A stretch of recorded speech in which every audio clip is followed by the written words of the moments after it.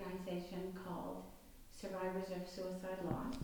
It's a local community organization that reaches globally across the world.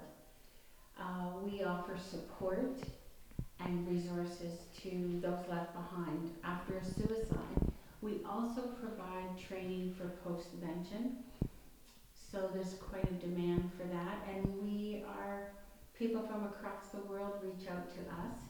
So we might be a local community, a small local community, but we have done some amazing things. Penny, can you tell me about Nicholas? Nicholas was our baby. He was the fourth child, our only son, and he was very shy as a young child and didn't want to leave home when it came time to go to high school. He didn't want to leave home when it was time to go to college. He didn't even want to get his driver's license. He was very, very close to home.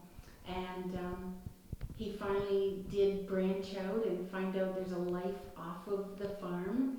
And he went to Fanshawe for a year and became very outgoing, fun-loving. He loved life and he enjoyed his friends. He was an amazing young man. And I would say that he's most remembered by his smile. He had a very nice smile and he had a beautiful heart. A very nice heart, kind.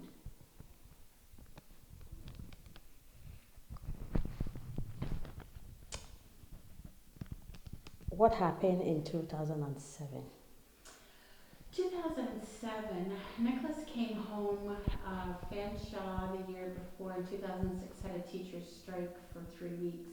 So Nicholas dropped out of school and tried to find work, and he did work on and off, but he was unsatisfied and not settled with what he was doing. So January of 2007, Nicholas called and said, "Can I come home?" And we said, "What are you gonna do?" And he said, "I'm gonna go to work and I want to think about my life and sort it out." And we said, "Okay, come on home." So he came home and did a lot of thinking. He was working in construction and he was still unsettled. Then his sister got engaged and he was asked to stand up in the wedding. So he was all excited about putting together the stag and doe. April came along, he did his stag and doe. Um, May came along 2 weeks after the stag and doe. I have to think about these dates again. And Nicholas had been to a party the Saturday before he took his life, the long weekend. And, we knew he wasn't feeling up to par, but by no means did Nicholas have mental health issues. Nicholas had not been diagnosed with anything. He was having headaches, but he was still visiting his friends. He was working on his vehicle on weekends. By no means did we have any signs, signals, triggers. Not once did we think that Nicholas had a hopeless feeling or helpless. In fact, we didn't know there was any burden of pain that we now look for as one of the main signs leading to suicide. And Nicholas went to a party, he left the party early, and he didn't come home. And the next morning, we were awoken with police officers to tell us Nicholas had taken his life. So we had no idea whatsoever. And 2 months later, Nicholas' best friend took his life as well. So, and they were friends, both went to Fanshawe College here in London. So there were no signs and symptoms whatsoever. So we were very surprised. It's hard for us to look back and say, what could we have done different? How could we have done it different? What did we miss? We don't see what we missed and if we missed anything.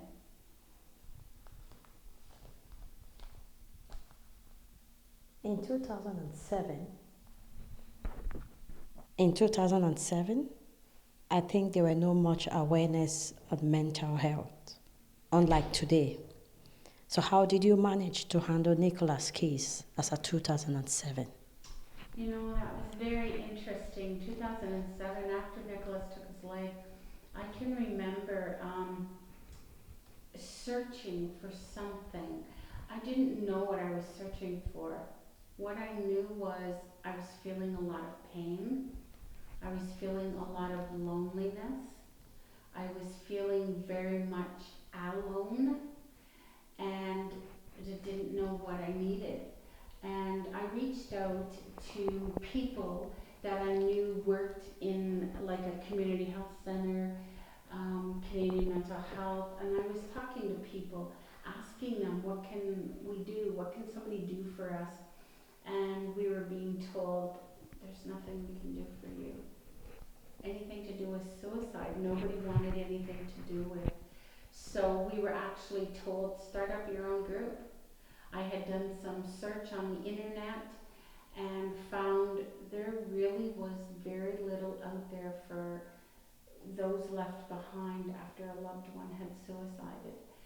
So we started our own group. We managed it on our own and read materials. I got books. There was nothing, no support group locally. So it was really tough. It made you feel very much alone to think that nobody really knew anything about being left behind. Why do you think Nicholas committed suicide? You know, we really don't to this day have a clue or an idea why Nicholas took his life. We have no real reason. We don't know what he was thinking. We don't know where he was at presently and what led him to take his life. What we have learned over the 9 years is that more than one thing can cause a person to take their life. So Nicholas had to have had many things going on in his life that we were not aware of, and they might have been piling up. We're only assuming. Assuming, I've learnt, doesn't solve unanswered questions. Assuming leads us to feel assured and comfortable with what makes us feel good. And so we don't have any real answers from Nicholas what caused his suicide. So all we can do is grasp at straws and assume, guess, throw things out there that seem to fit. But we don't really have a real reason. He struggled. Nicholas struggled like most young people. But would they suicide? No, not everybody would suicide. So we really, really do not have a reason.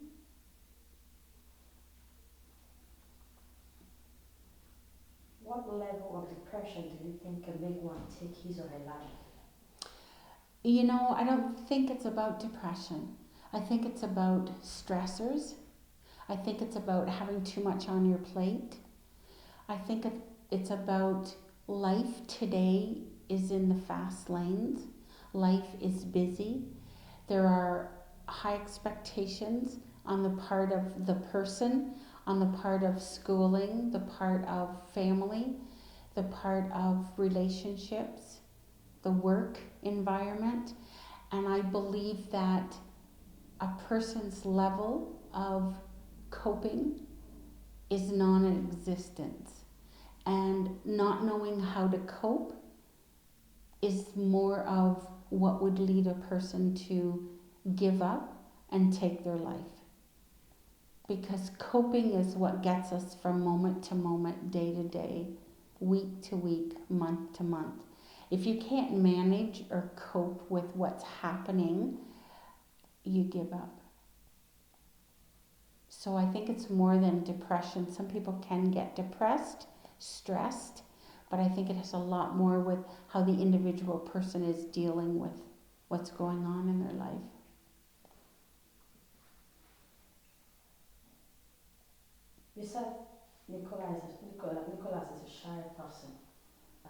son, his child, and I want to look at it from this angle. How close are you to Nicholas? For him to have kept to himself, fine, you knew he's a shy boy, and then you notice he's hardworking, but you also notice a lot of things were going on in Nicholas' mind, right? Yeah. Or probably his attitude changes or something. So how close were you to Nicholas for you not to have detected that something was wrong somewhere before he took his life? That's an interesting question, because I think that we tend to think as a mother, a father, a sister, a brother, that we're all very well connected. We can talk about anything. Why didn't I know? Why didn't Nicholas tell me? Why didn't he tell his dad?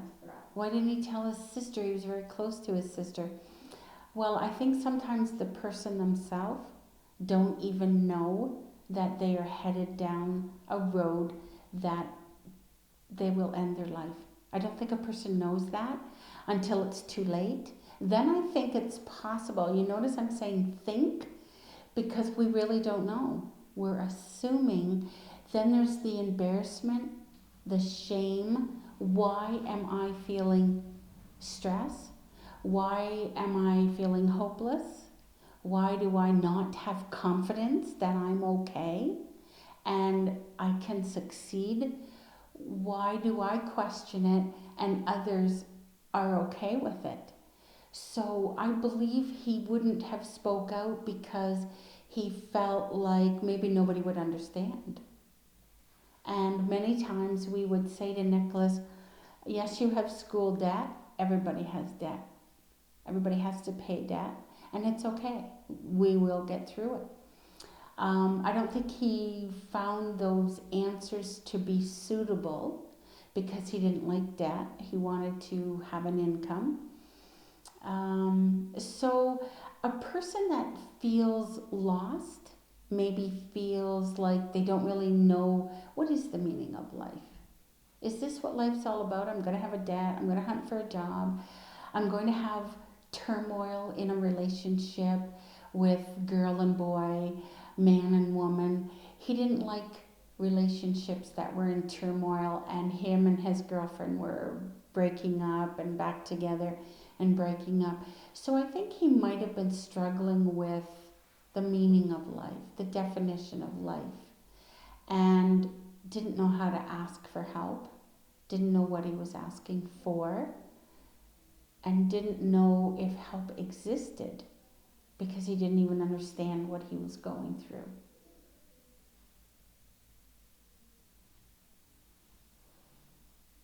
As a mother, how did you overcome societal pressure? As a mother, I totally believe that nobody has the right, nor did I give anybody permission to judge my actions, my grieving, my journey, because until you've been there, you really don't have a clue what you're going to go through, how you will get through it. Judging doesn't help your healing. Judging doesn't help supporting those that are grieving. So, society, I found, is society makes rules that seem to be comfortable and acceptable. I don't believe it's always right. I don't believe it's always wrong. So it's like society versus reality.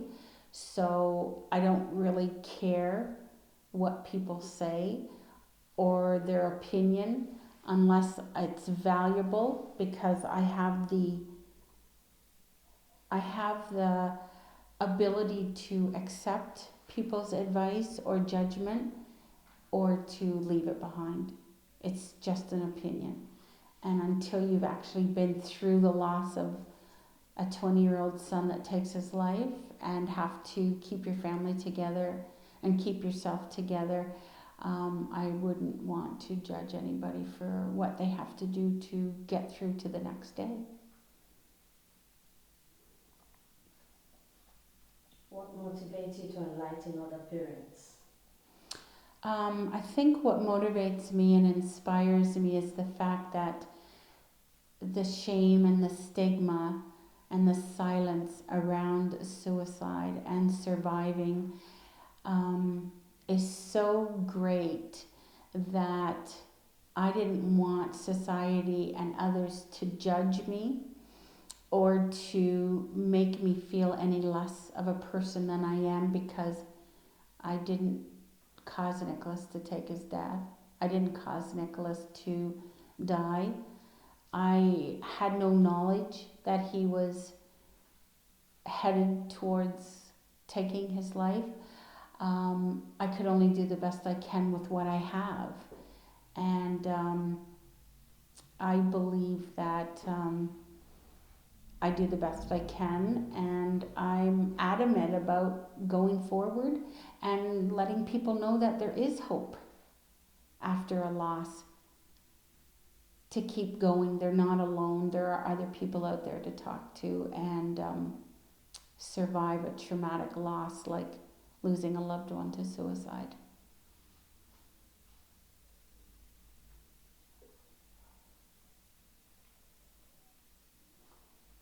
You mentioned earlier that 2 weeks after Nicholas committed suicide, his friend committed suicide too.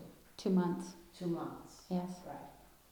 Do you think Nicholas might have committed suicide due to peer pressure? Do you think so? No, I don't think so. I do want to remind you as well as others that committed suicide is a unacceptable term to say. The word committed really it relates to breaking the law as a criminal, and committing suicide is not breaking the law. It's not against the law, and it's not a crime. They die by suicide and they take their life. When people say committed, it's more like a disrespect to survivors.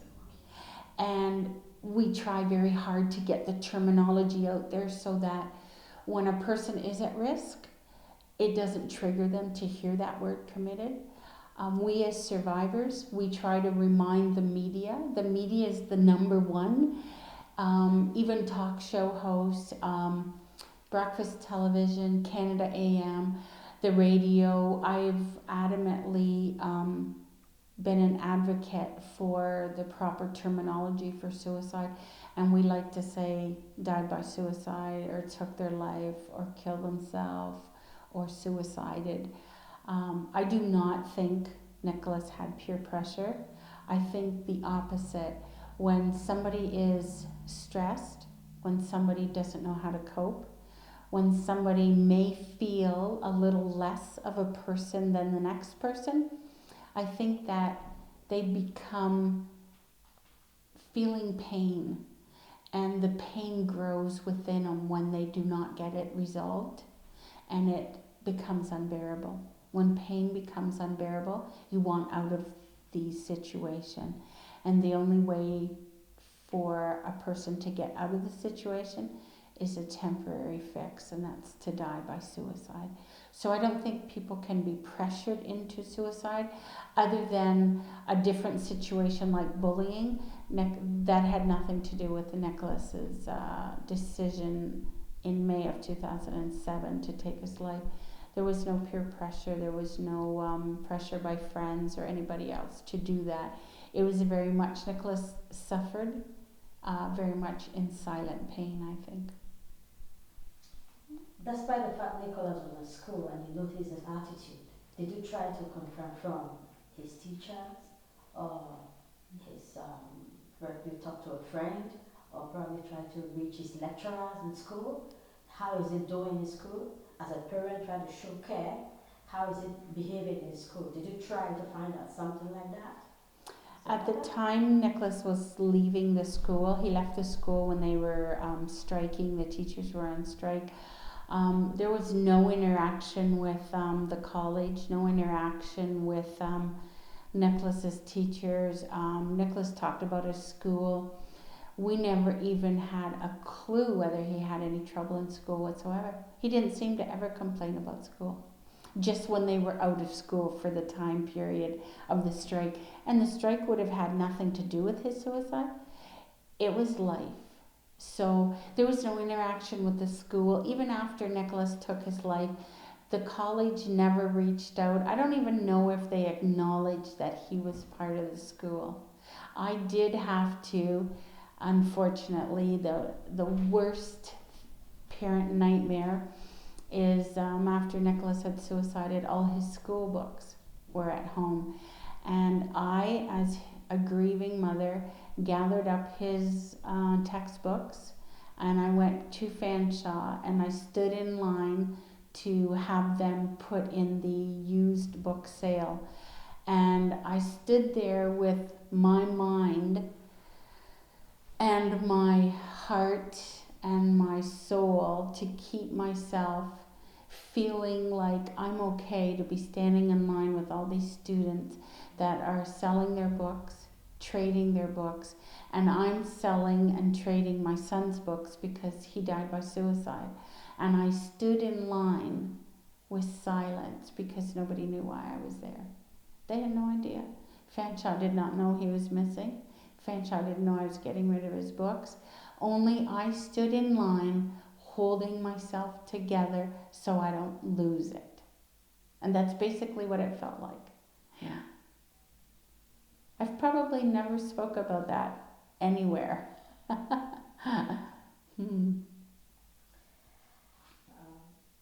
What can you remember about your loving son, Nicholas? What is the precious thing you can always remember as a mother that I can remember this is Nicholas? Yeah. What do you have? You have pictures? What do you have to show? That when you sit, it's quite a long time, 2007, I think so. It's 9 years coming up, right? Yeah. So when Yeah. is it? How often do you remember Nicholas? There's not a day that doesn't go by that I don't think about Nicholas, because Nicholas is the reason I do what I do. I support those in grief. I create resources. I write books. I create training. This is all my creation of training for postvention. This organization is because Nicholas died by suicide. His memory is with me every day because Nicholas gives me the strength to do what I do to support others. Nicholas is my reminder of what I've lost, our son. Nicholas is my reminder why we need to be compassionate, why we need to have empathy for others, why life is not about us and only us. Life is about the community. Life is about people in general. And don't get too caught up in the small stuff, because we need to be grateful for what we have and how we spend our precious moments with people that we love. So Nicholas is with me every day. And I know from what many people have contacted me from other parts of the world that Nicholas contacts them in the spirit world and creates chaos for them. So they will contact me and ask me things if this is what Nicholas looked like, act like. And it's hilarious because he was a real comedian. He loved to entertain people. And so Nicholas will never be lost. He will always be remembered as a real contribution to the human race, really. Can we have a picture of Nicholas? Do you have any? Yes. This is the one picture that we use. This is the back cover of this book. This is the back cover of our book. We use this same picture. This picture here is Nicholas, and this is more of the the picture that is recognized on everything that we have done. He's on the DVD, which we did of survivors. And we have many of his little baby pictures in on the website. So people can go to www.rememberingnicholas.ca and they can see pictures and stories about Nicholas. And as a parent, our stories, our grief, and our journey about Nicholas there, as well as my personal website with my new business that I do with people now is survivorsofsuicideloss.com.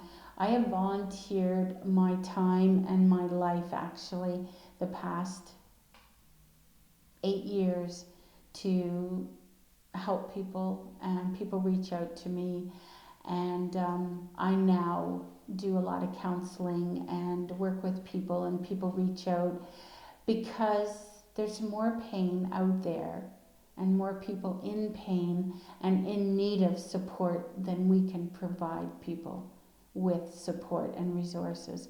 So now I have a business of my own that people click on the PayPal and have time with me. And I'm worth it. So what method of guidance did you give to people? You know, I really believe the only piece of guidance that I can give anybody, and that is to put your phone down, close your computer, shut your radio off, take out your headphones, and have a genuine conversation with a friend, a loved one, a partner, your children. There's a time for the phone, there's a time for TV, there's a time for work. Always, always make time for human interaction. It is so important to have human interaction, even at work, even at the grocery store. Don't be so busy in your schedule that you forget the person that packed your groceries, the person that checked out your groceries, the person watering the produce in the grocery store. It's very important to be present.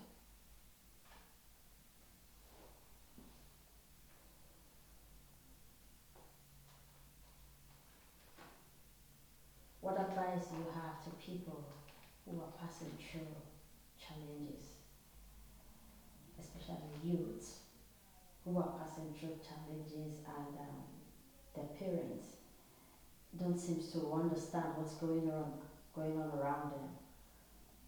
How do you tend, to talk to these people or reach out to young ones? Today's life is so busy. People are always trying to keep every second and every minute of their day filled with something to do. I truly believe that we need to take the time and listen to our children, our teenagers, our youth. They're telling us something. The fast lanes, they're installing fast trains, they're installing GO trains, but that is a communication, a transportation communication. We as adults and human beings don't need to be the GO train. We may take it to get from place to place, but we do need to stop and sit still, interact, and listen. Truly listen to what people are telling us. Don't be so excited that, well, I've got just as much going on in my life as you do. It's not about you, it's about the other person. And give the time to listen to what that person is saying. In fact, when that person tells you what's going on in their life, take note and repeat back to them what you're hearing so that you show that person you actually heard what they said. And then ask them, is that right? Is that correct? Did I hear you say that this is happening? and ask them if there's something you can do to help them. Have they considered talking about it to somebody? Because it may mean nothing to me, but you look obviously distressed. I may not be able to help you, but is there some way we can help you if that's bothering you or you're concerned about it? I think we need to take note and have a little bit more empathy and compassion to other people, because the human race does not exist without the human race. We need each other.